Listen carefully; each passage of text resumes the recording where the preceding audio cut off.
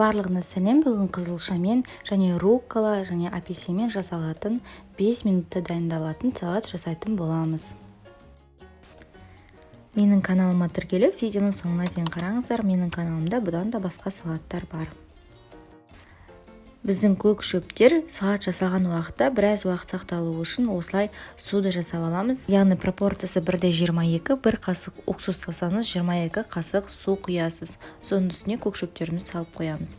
Апельсинімізді ашып аламыз. Апельсиннің қалған жартысын суын сығып аламыз.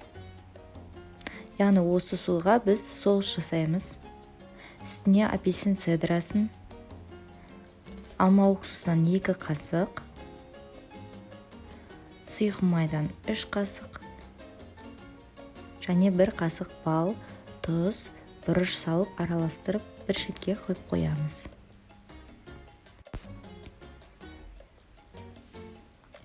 Алдын ала қызылшамызды қайнатып аламыз.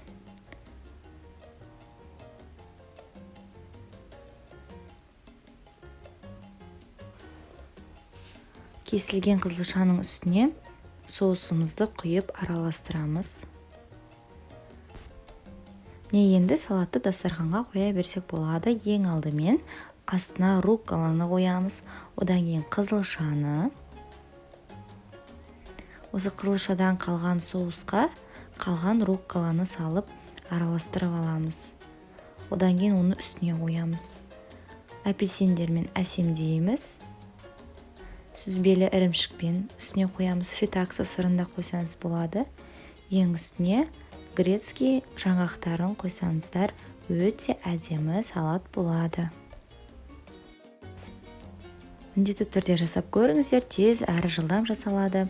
Әрі оңай, әрі дәмді, әрі майонез салаттардан қарағанда пайдасы өте үлкен.